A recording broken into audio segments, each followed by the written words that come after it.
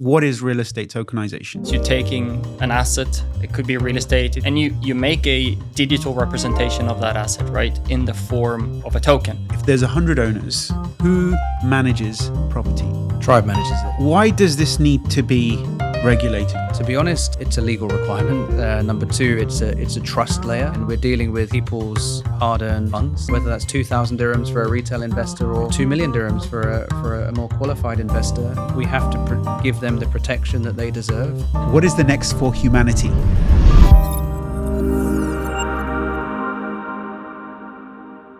Hello, I'm Ahmed Ismail. I'm the co-founder of Demand Virtual. Welcome to The Next. Today, we're going to be talking about real estate tokenization with our friends at Tribe. Real estate, or access to real estate investing, has become harder and harder over the years. Property prices have gone through the roof. It's harder for people to get on the property ladder. People have talked about fractional ownership, about tokenization, liquidity, and democratizing access. But in practice, it's a lot harder. Today, I'm joined with Tribe, the founders of Tribe. Guys, please introduce yourselves. Hello, my name's Gary. I'm the co-founder and CEO of Tribe. Been in Dubai for 11 years now. Obviously love it here. Otherwise, where else would you be? But as you said, getting on the real estate ladder is incredibly difficult, inaccessible for so many people. And we've taken it upon ourselves to do something about it. Hello, thanks for having us. I'm Sebastian, co-founder and COO of Tribe. Been here for coming up on 6 years in Dubai, and equally, I wouldn't have it any other way. Love it here. I think the GCC generally is kind of where you want to build, where you want to be, certainly in Web3.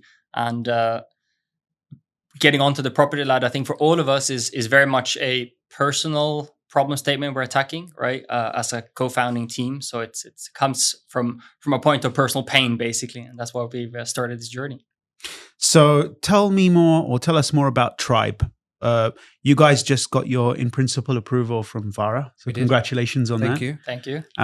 So meaning that you will soon be regulated to conduct activities. Tell us more about what Tribe does, and floor is yours. Cool. All right, I'll take the mic first. So, as Seb mentioned, we're building a platform to, one, increase accessibility to real estate investing, obviously on a fractional basis, but using tokenization. We'll obviously talk about tokenization throughout the conversation today. For many people here in Dubai, and we're obviously starting here, we're not limited or limiting our thinking to Dubai forever, but Dubai is our home, and this is where Tribe was born. And for 75% of Dubai residents, actually, people that have made this their home, that work here, that create value in this economy, 75% of residents, Dubai residents, do not own any Dubai property. And that's an incredible statistic, but also a scary one. Again, as people make this their home for increasing amounts of time, like I said, I've been here for 11 years, and I know many people that have been here for a lot longer than that, but not being able to have anything to show from it, from a property ownership perspective is, frankly, it's quite sad. And that's something we want to fix. So with the Tribe app, a VARA regulated entity, we mentioned, we recently got IPA. So quick thank you to VARA, and quick thank you to CFC, who guided us through the process. And once we meet the conditions we need to meet to go live, we'll go live. And when we're there, the Tribe customers will be able to use the platform to access investment grade real estate opportunities. By investment grade, we mean typically 5 million dirhams or more in value, ideally at fair market value or at a discount. So there's a significant capital appreciation potential, strong yield potential through either short-term rental or long-term rental. And again, we have a unique secondary trading mechanism privately within the platform. I'm sure we'll talk a little bit more about really attacking that illiquidity challenge that also is currently in place with real estate as an asset class. So yeah, accessibility, number one, and also not just accessibility, but getting access to investment grade opportunities as a typical retail investor, but making it much more liquid, much more flexible, and much more affordable. So explain how tokenization of what is real estate tokenization? Yeah, absolutely. We'll keep it very high level, very simple.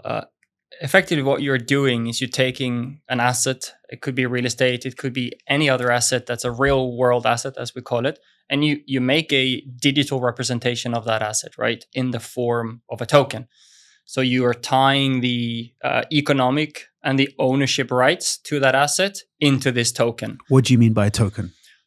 So think about it as a version of a crypto or a currency that isn't legal tender that we pay with day to day. It's just a digital representation of the asset itself. So you can't buy another product with it, but the value of that asset now sits in that token, basically. So it's a digital representation of that represents ownership, beneficial economic ownership in a property. Correct. Yeah. So, yes. Like, why would you want to do that? Yeah, that's another good question. There are a number of reasons why you want to do that. There are some sexier reasons, but then I'm going to talk about the more boring reasons why you want to do that, right? Talk about both. Okay.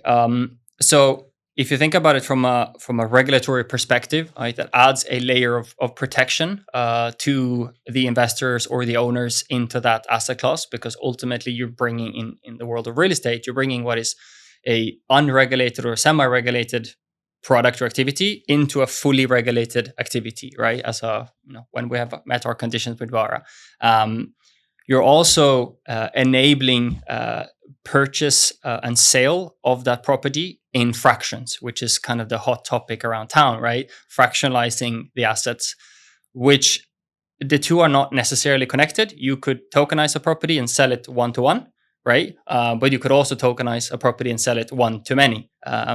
So the ability to fractionalize the asset is what really drives the accessibility layer and the liquidity layer of real estate, right? So in short, what you're saying is, say a property, I can split up the equity of the property into like 1,000 bits, and I can sell 1,000 shares of the property, right? Correct. Right. Indeed. Now, who manages the property? What if I want to move into the property? Can I do that? That's a great question.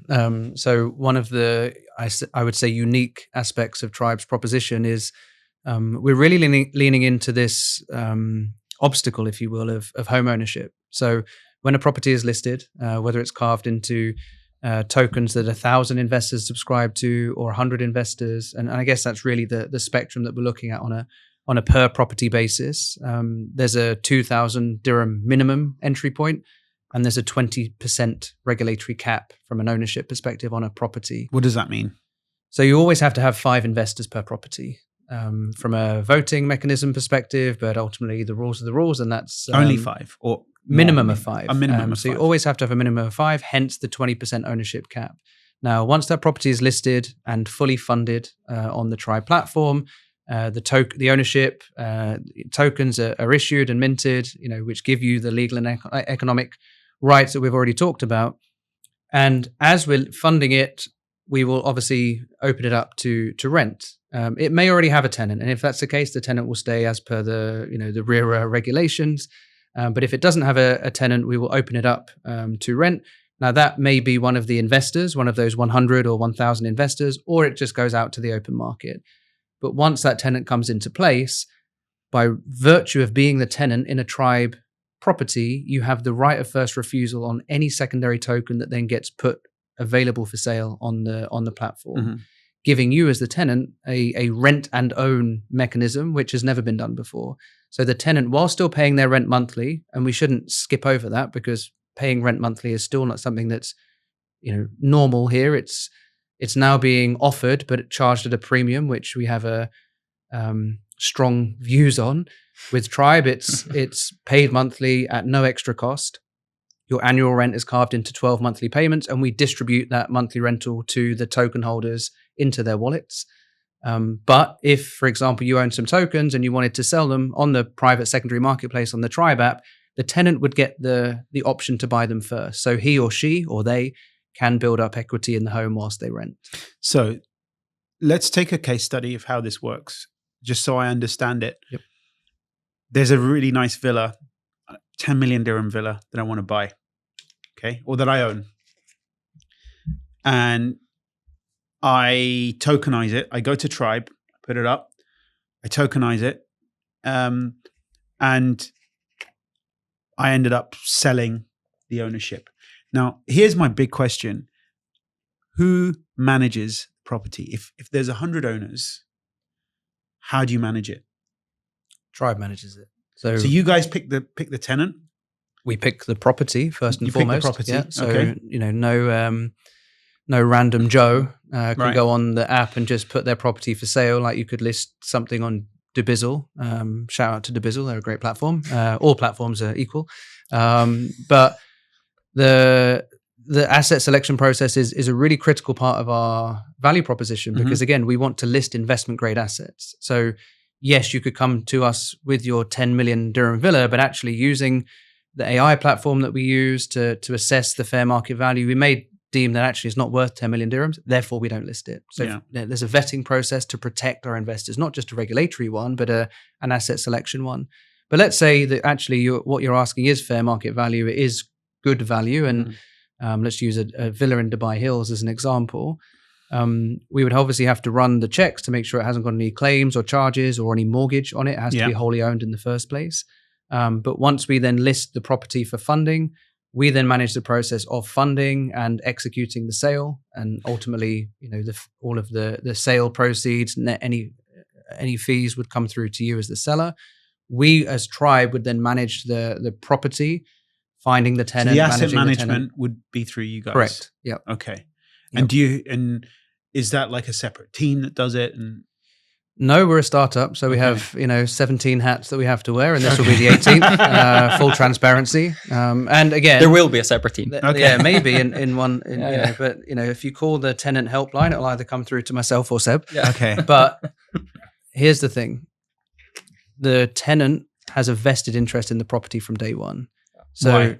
Because they either already have equity or they have the option to build equity as the tenant because they have the right of first refusal on the property. So on the if token. So say I go and buy a tenanted property, right? Are you telling me that the tenant has the ability to buy the property off me? Like it has a mechanism to squeeze me out of the property if I don't want to sell it to them? No. So the trigger of selling on what we call the secondary market, sits with the current owner. Right. Yeah. So if you're a fractional owner, you decide to list your tokens for sale. Yeah. Is when that listing takes place that the tenant basically gets the right of first refusal. So they will quite literally get a notification within the app saying there are now, say, 10,000 or 50,000 tokens available in this property that you live in. Correct. And they have a time frame to buy them before anyone else can see it. So it allows the tenant to get a first right of refusal to basically build up equity once they're renting. Once they're renting in the property. Correct. Meaning that, that's pretty powerful. We think so. Yeah. We think so. Yeah. Capped at 20% because again, there's a regulatory cap. So they can't squeeze you out to answer your question. Okay, but a tenant can only own up to 20% of the property. Currently, yes. We would like for that to evolve. Yeah. And that's a discussion to have with, the regulator and the powers that be, but let's get there. Right, we have to get a tenant to that 20% mark first before there's actually a use case. The end goal would be once a property is voted on to be sold by all of the token holders, because you can sell at any time on the secondary market. Yeah, you will be able to. Again, we're not operational yet, but we will be, and hopefully by the time this goes live, or even closer. So you can sell your tokens at any time on the secondary, but after 24 months. We will have a vote, or the tribe members in that property will have a vote. And if 60% of the members vote to sell, the whole property is sold. So effectively a drag along clause, if you will, in the contract. Right. We hope at that point, or, we think that the tenant will then have the right of first, refusal to buy the property outright. And again, it's then working with all of the different stakeholders, the banks, the mortgage lenders, etc., to try and keep that transaction, one, on chain if possible, and two, how we unlock the mortgage without the huge deposit requirement, which typically is the barrier to ownership for most people. Most people don't have 1-2 million dirhams of cash for a deposit on a property. In terms of, why does this need to be regulated? What does regulation add, and how does the whole custody thing, how does liquidity work in this whole model? Because this model is pretty unique. I don't think exists right now. So can you walk us through how that works? You want to take regulation? I speak about custody. Yes, sounds good. I think first and foremost, And who regulates it? So yeah, Tribe is a VARA regulated entity, as you mentioned. We have feels like we already are. Yeah, okay. But yeah, we have our in principle approval. We got that in December. We're now working through a whole bunch of conditions to. But why do you need to be regulated? I think, to be honest, number one, it's a legal requirement. Number two, it's a trust layer, and again, we're dealing with people's hard-earned funds. So whether that's 2,000 dirhams for a retail investor or 2 million dirhams for a more qualified investor, we have to give them the protection that they deserve. We have to give them the trust layer that is a given or should be, and also the transparency in that we have to report everything we do back to VARA on a regular basis. So I think from a trust and credibility perspective, it enables us to earn that upfront. So in number one, we do everything we possibly can to prevent anything ever going wrong. We can't mitigate every possible risk ever, world disasters, pandemics, et cetera, but from a technology perspective, risk perspective, custody, flow of funds, all of those things are overseen by the regulator for good reason, because there's been a lot of scams, if we can use that word, so misrepresentation, if you will. Yeah, let me push gently on that. So, there are REITs that are around. There are SPVs. So I can set up a special purpose vehicle, a special company that owns property, right? And I can have shares in that company, right? And I can replicate the same business model that you're describing, the lease to own model, which was actually in the UK, but I think fell on its face, right? I think there's in the UK. We're building a variation on that, so it's not lease to own; it's rent and own. Of you're still none of your rent is converting to equity. Right, it's outright rent. But by renting, you have the option to then acquire tokens. Here's an honest question: what does we talk a lot on this podcast as well about the fact that big problem in tech is a lot of founders go chase the hype, right? And they're chasing hype. They're they're trying to solve a problem that doesn't actually exist. So for instance, we talked about the metaverse. Meta changed its name to literally. Yeah, and they just announced yesterday sacked 1,500 people in their Meta and it's got team. nothing. It's still Facebook and Instagram and WhatsApp, right? Yeah, literally. It's still a messaging platform. So I find like a lot of tech companies and founders chase these cool tech dreams, but actually what they're doing is not solving any problems. They're just trying to chase funding, right? Let's be honest. Yep. So going and applying that and challenging you on this, and I know we're friends, but it's the whole point. Yeah. For now. What does Tribe solve that, say, an SPV or a REIT doesn't solve already? Like, why have all this tech? Yeah, that's a good question. There's the now answer, i.e. first iteration, or the current iterations, and then there's the future iterations, what it means to build on blockchain and what that unlocks in the future, right? And the two are very different in one way. If you think about right now, it has to do a lot with the regulatory structure, right? What is very unique with tokenization of real estate in Dubai, and although they have sent ripples into other jurisdictions, they have only so far ever done it here, and that is that you have real ownership in the underlying asset and a title deed issued against your name on the land registry, right? So what with an SPV, the owner of that asset is a corporate holding company, right? So you, as an individual fractional investor, if you were to invest via an SPV, you get issued a share certificate. That's right. Yeah. Right. Whereas what VARA and the DoD have done in collaboration, and it's direct ownership versus indirect. Correct. Ownership. Yes. And so you remove what you call legally a counterparty risk, right? Yeah. Because there's no layer in middle. Having said that, there are scenarios where that model still makes sense, right? Yeah. Where there still would make more sense even to have kind of an SPV layer in the middle. But that's a major differentiation, and you could really only achieve that using tokenization and blockchain, right? That wouldn't be possible with the SPV layer because it's a corporate structure. I would say even the problem with SPVs or using SPVs is that you could use it for 10 properties, 20 properties, but it adds a layer of cost. That too, yeah, for sure. Right?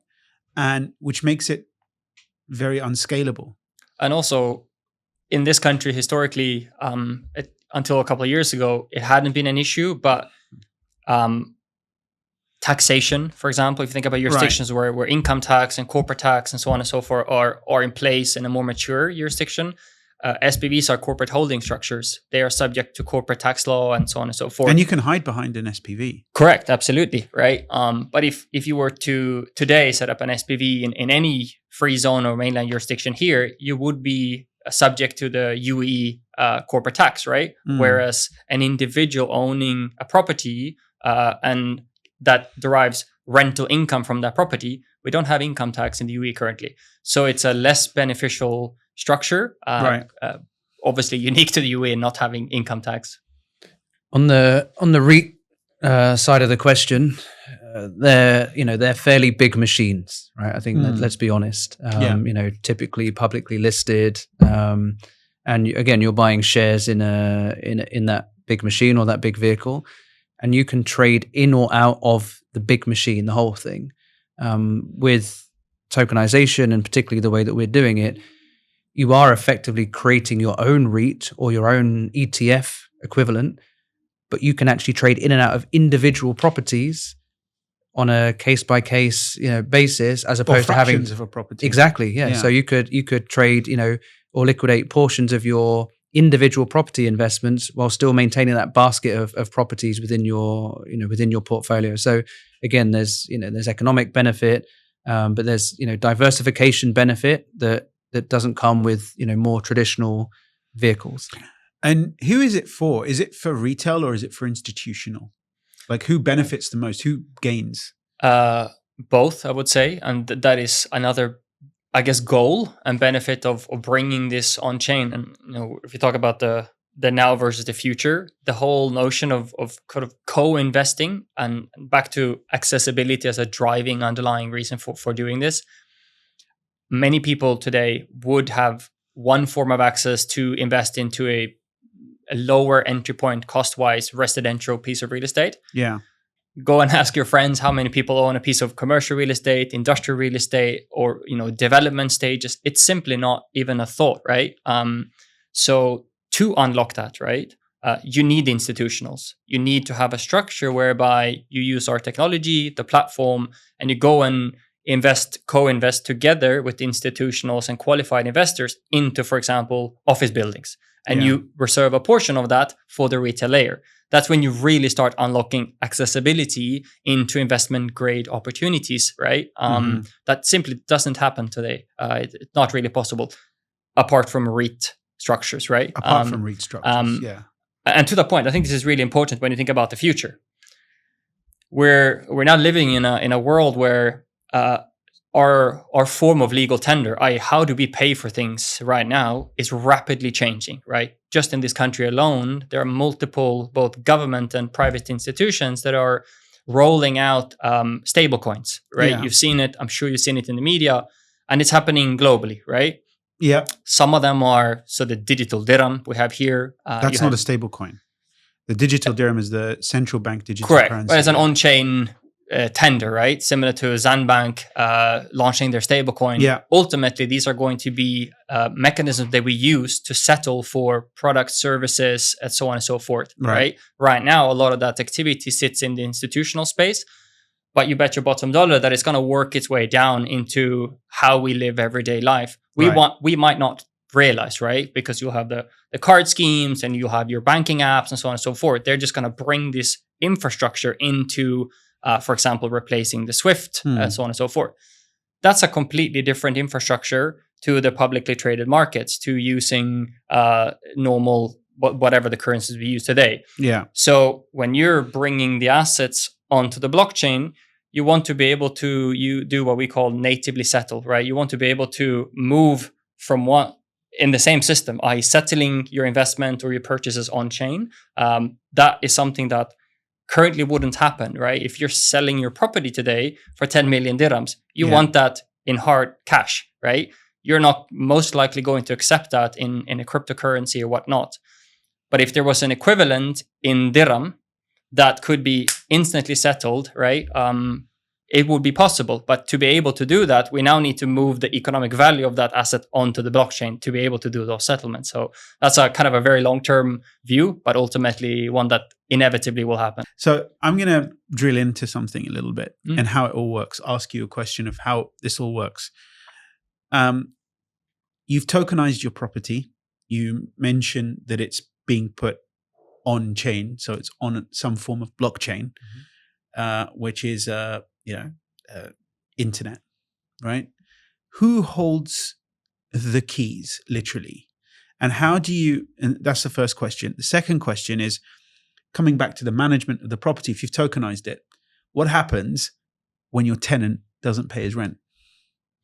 That's a good question. I'll take the first, and I'll pass the second to Gary. The first question. So the first one is really simple. The keys, right? There are two versions of a key effectively on blockchain. We have private and we have public keys, right? So what we do an activity called sharding, which simply just means we split the key, which is a series of numbers and letters, into four pieces, sorry.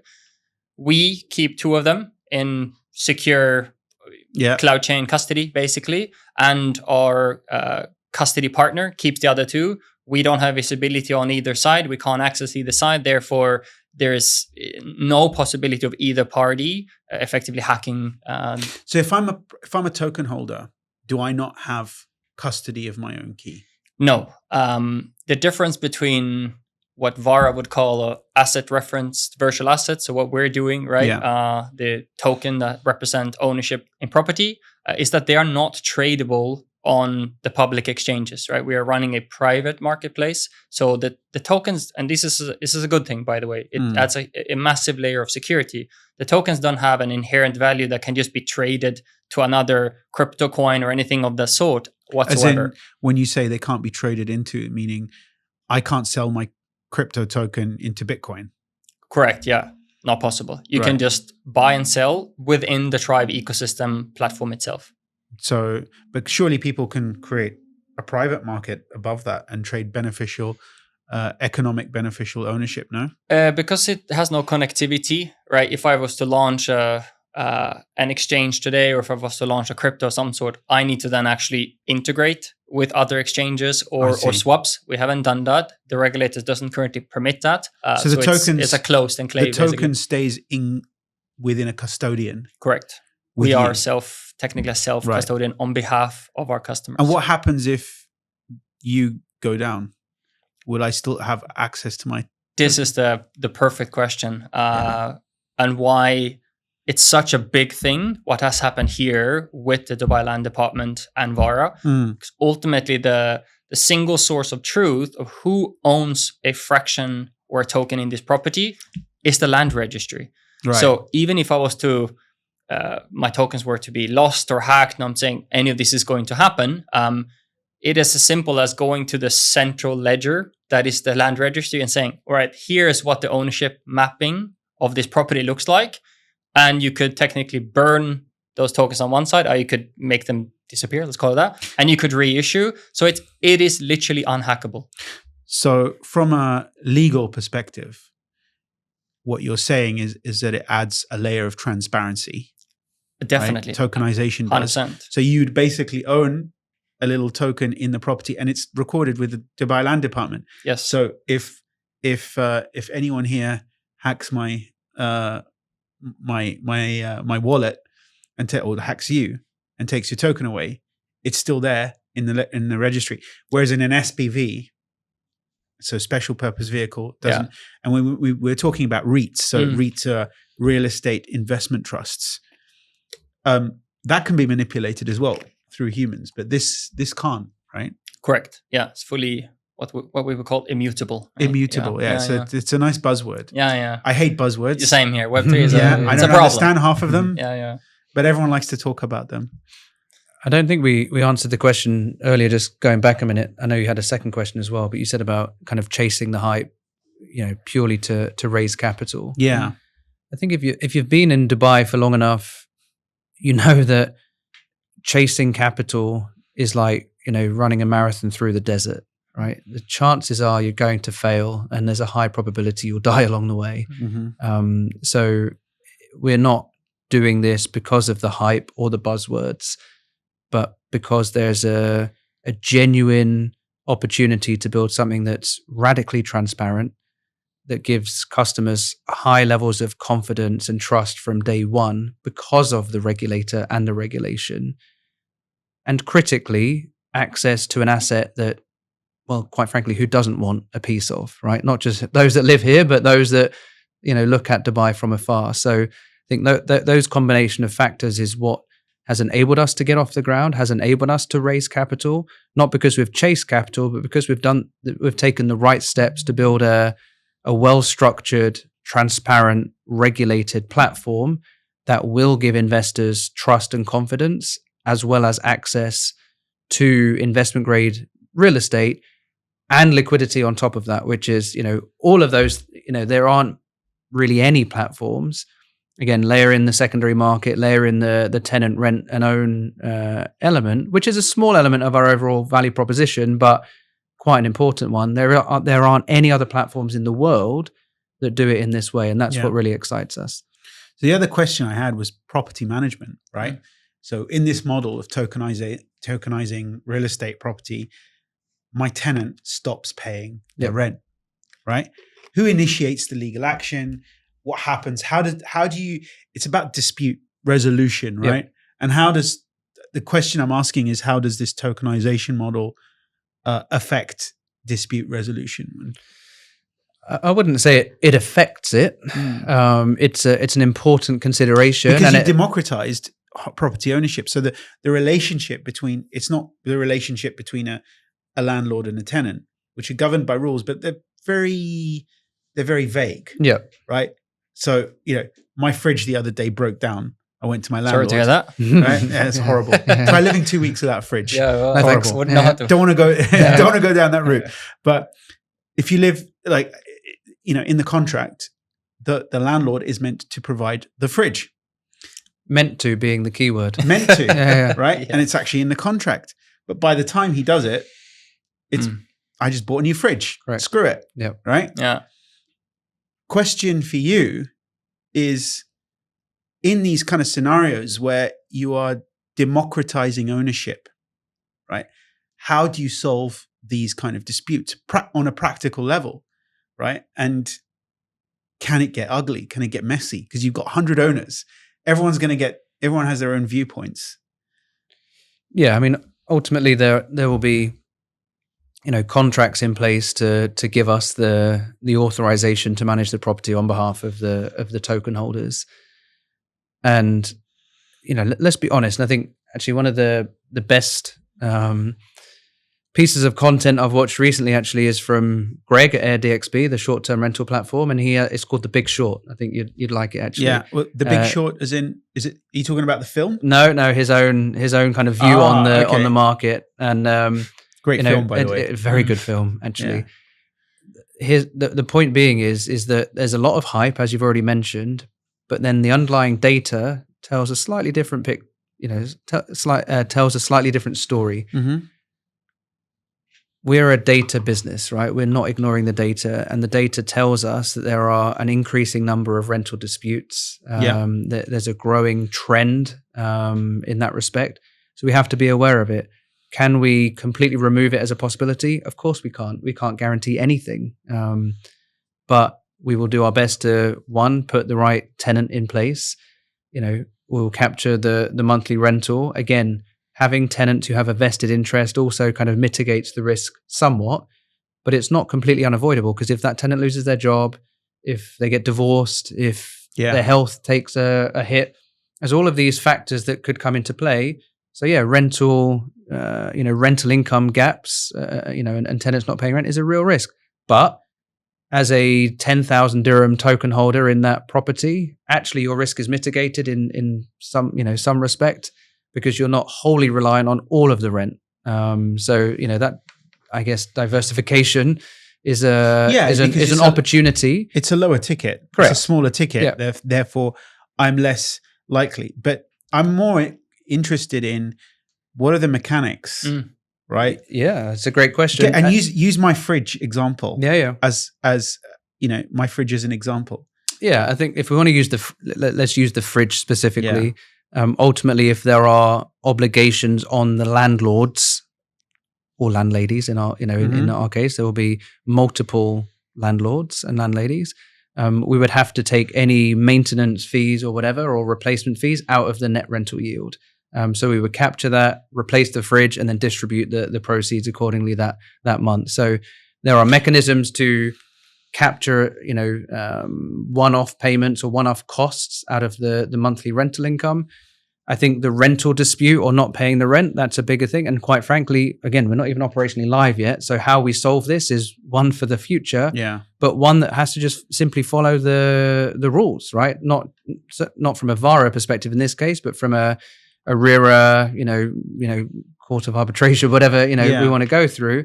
But again, to mitigate that risk, there are also some really innovative products coming out on the kind of rental income insurance side of things. So I think that's something we would look at taking out for our investors and our landlords, to give that protection. But it has to make sense. You have to wear two hats.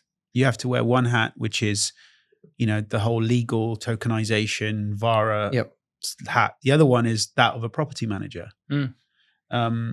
And you have to be good at both, I guess, for this to do well. We have to become good at both. And again, I think it's important to be radically transparent in that we don't know everything. We are attacking this from a brand new angle, and we will learn as we go. But to your point, yes, the PropCo will be an entity, and the tokenization platform will be a separate entity. It won't be under the same, group, the same tribe group. But there's certainly plenty of lessons to be had along the way. But there are many operators, many data platforms, new innovative insurance products that are coming to market to somewhat mitigate against this risk. Will the risk go away completely? No. Right. And we talked about founders chasing hype narratives, solving a problem. It's my pet hate, right? And I talk about it a lot on this podcast. Even though we're all in the virtual asset industry, a lot of us hate this, right? And it gives us all a bad name. Yeah, for sure. Question to you is, property tokenization or real estate tokenization has been talked a lot in the market, right?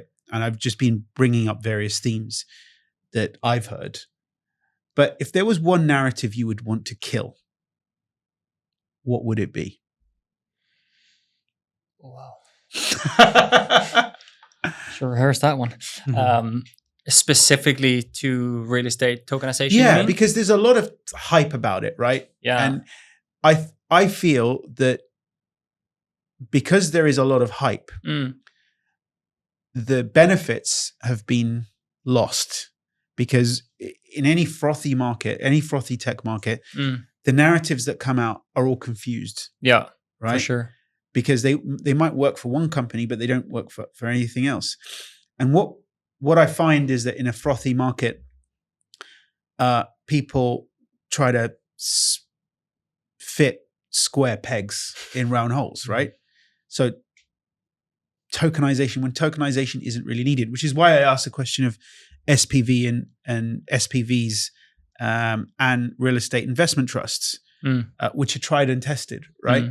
So to you, is there a narrative that you hate? So when you're, I don't know, when you're going out pitching to investors, when you're speaking to potential customers, partners, there is a narrative that's held in the market that is frothy, that is complete BS. I can think of one, but I'd love to think. Yeah. Something that comes to mind, I'm sure it would be defined as a narrative, is that I think the vast majority of people, whether they be considered laymen or in the space, tend to equate tokenization with fractionalization, right? That's like default assumption always. So they're equating tokenization with fractionalization. Correct, yes. Explain the difference. So just because you bring an asset into the digital infrastructure that is blockchain, i.e. we create a token or multiple tokens to represent that asset, you do not have to fractionalize the asset, right? You could have you could have a single token representing a single property, right? And now you have a new medium and legal form that represents your ownership and so on in that property. That is currently not something we are pursuing and hasn't really happened here. I'm not sure if it happened at a great scale anywhere in the world yet, but there's a lot of other problems that can be solved, or a lot of products that are beneficial to landlords if you enable tokenization on an individual landlord level without fractionalizing it. So I think we should have probably started this podcast with this big misconception that a lot of people think tokenization is chopping up ownership, right? And I think that's one of the biggest, fractionalized. That's actually fractionalizing it. Right. You can do both. You can tokenize and fractionalize. Correct. But when you tokenize something, you don't One or the necessarily other. have to fractionalize. No. Correct. So the question to you is, this is probably the most important question of this whole podcast. Oof, pressure's on now. Take a deep breath. Why tokenize? Yeah, why tokenize? I think it depends on which stakeholder you ask the question to, right? If you think about it from for example, I'm going to take a bit of a leap here, but the federal government, right? In many countries, if not most countries, land is one of the most valuable assets that exist within that country, right? Economically speaking. Real estate generally is the largest and an enormous asset class, right? The buying and selling of real estate, right, is a massive machinery, and every country, more or less today, have a different process with different legal steps, etc. involved. When you move these assets on the blockchain, right, you cut out the need for a lot of these services or steps in the offline world, let's call it that are simply required because we don't have that single source of truth. We don't have that ability to use the blockchain ledger as our, tamper-proof kind of. So you're putting ownership onto an immutable ledger. Correct. Right. And it simply put, you can save a lot of money and time. Right. And immutable to people who don't understand it means it's undisputed. Correct. It's a single source of truth of ownership. Whereas, and that could be held on a computer system, or it could be held on a blockchain. Yeah. Right? Correct. But it needs to be held somewhere that it cannot be manipulated. So that's tokenization. Fractionalization is what we talked about earlier, which is taking a property and cutting up into smaller bits, the ownership into smaller bits, and being able to trade those smaller bits on an exchange of some sort, right? Correct. And you're basically doing both. Aspirationally, we would like to do both. Yeah. To be able to do right, say you owned your 10 million dirham property we were talking about earlier, and you wanted to sell it. In an ideal world, we would want to be able to facilitate that sale using a single token. Like, I want to buy it. I have the full amount or a portion that's mortgage and a cash. We would be able to settle that legal ownership transfer using our technology, right? Yeah. Because that is instant. I mean, we're talking seconds or less than that. In the world of blockchain, we call it atomic settlement, right? You wouldn't have to go to trustees' offices and all of these things, because when the proof of ownership sits in a system which cannot be tampered with, we know who owns it, and we can run all the legal checks automatically. I send you the USDT. You send me my property token. Pretty much instantly. Yeah. Right on that. That's understandable. But when it comes to the fractionalizing of property ownership, is that something that you guys are looking to go down? Absolutely. Kind of that's the because I think that's the accessibility unlock for us. Yeah. And I guess, you know, your question was around kind of what narrative or buzzwords kind of would we like to kill? And one of, for me, it's, you know, why would I invest in a real estate token when I could buy crypto or when I could buy stocks? And the answer isn't you should buy a real estate token instead of crypto or instead of stocks. If you have the means to, you should try and invest in all of them, right? That's the basic principle of diversification. However, you can invest in crypto from $100. You can invest in stocks from $100, but you have to buy a 10 million dirham or a 1 million dirham property outright.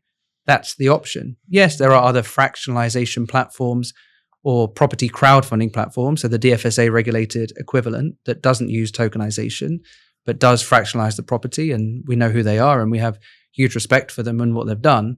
So they've paved the way for fractionalization. We just believe that using the tokenization layer is significantly more efficient, significantly more tradable than trying to sell, you know, your share certificates in an SPV in a secondary trading window versus 24/7 secondary trading of your token ownership. So yeah, that fractionalization is very important for us. But the narrative that I don't agree with is, you know, why would I invest in, you know, a portion of real estate when I could invest in a portion of crypto or a stock? But that comes down to your risk return. Correct. Like I can buy Tesla shares or I can buy gold. Correct. It's up to me, right? That's different. And if you can, you should buy a bit of both. Yeah. And exactly. you know, trade accordingly. And I think the one thing perhaps that is a misconception is because we have tokenized real estate and fractionalized it, all of a sudden you should be trading it, i.e. looking at it on a day-to-day or intraday basis. No, real estate is a long-term asset play, right? If you need it to make money within a day or a week or a month, you've invested in the wrong asset class. I see. So even if you're investing $500 or $50,000 into a, you know, tokenized property, don't expect it to go 10% up the next day, right? Take your time, you know, benefit from your rental yield and benefit from long-term or mid to long-term capital appreciation. And Dubai real estate has appreciated unlike anywhere else in the world over the last 4 or 5 years. So it will happen. To what degree, we don't know. And again, we can't guarantee any returns, and markets go up and markets go down. But you've got to have the right perspective and look through the right lens when investing in real estate, irrespective of whether you're buying a whole property or whether you're buying a fractional tokenized real estate. This has been super interesting. Now, this bit of the podcast, we're at the end now. We talk about the next. So the podcast is called The Next. Right? Makes sense. Okay. So it's 3 questions. Okay. So first question is, what is the next for you? And you start, Sebastian. Individually or the company? Yeah, individually. Individually. What's the next for you? My life is Tribe, literally, right now. So the next is all the groundwork that's been done over the last 8-ish months is to prove that we can operate this business and that we can actually do what we set out to do. So that is the next for me for the next 2 quarters. That's 100% of my life. Gary? I have a 3rd child on the way. Oh, wow. So personally, I've done this at the best or arguably the worst possible time, depending on your perspective. So yeah, we're looking forward to welcoming a little girl into the family in March. Amazing. Just as we go operationally live. Fantastic. What is the next for Tribe? I think I know what you're going to answer, but what is the next for Tribe? I mean, the next for Tribe is going operationally live. Of course, yeah. And what's the subject next? to VARA approval? Subject to. Yes. What's the next for the industry? Oof. Yeah, I have a hot take on this one. I would say collateralization of tokenized ownership, right? So explain that to super short. Yeah. You can effectively have a mortgage or a loan against your ownership in tokens. That is So currently not possible. I can take my tokens, I can go to the bank and I say, lend me money against Correct. that. Okay. Yes. Which is not possible today. What about you? What do you think the next is for the industry? Ideally, the tokenization of mortgages and the fractionalization of mortgages. So how we enable those people, the same people that we're helping to get on the ownership ladder, when they do want to then go and buy the property outright, that the traditional banks are not the only option. Interesting. Expand a bit more. There's plenty of capital, private capital or private credit available. But at the moment, look at, we're trying to solve our own problems to a certain degree. And I know you said you perhaps don't like that, but there are certain problems that exist here in Dubai that probably aren't going to go away. So if you are an entrepreneur, if you're a founder, if you're a director or a person in charge at an SME, the banks don't view you favorably. So getting a mortgage comes with a whole bunch of additional requirements, 6 months of this, 7 months of that, 8 months of something else. Right. So that it's not just accessibility to home ownership through the deposit requirements that are a big obstacle, but it's then actually obtaining the mortgage for the other part of the property. So you've got two insurmountable hurdles in front of you. So whilst we want to try and solve on the... So you think private lenders are going to come and lend against tokens, which is coming back to your point. Correct. As well. Yeah. Connecting the dots. Interesting. Long term. Okay. We don't think it's going to happen anytime soon, but we want to position ourselves so that we're ready for it and we can move into that space if and when it makes sense for us as a business, and if and when the regulators approve so. And I'm going to throw googly at you now. So this is the last question that throws people off. What is the next? It's a little cringe, but anyway. What is nervous now? Yeah. What is the next for humanity? Oh wow. The next for humanity, I think, is community-driven lifestyles. Community-driven lifestyle. So think about, what do you do on a day-to-day basis that you enjoy doing? It could be like a topic or a sport or a way of life, basically, right? Yeah. And then effectively building lifestyles around that community.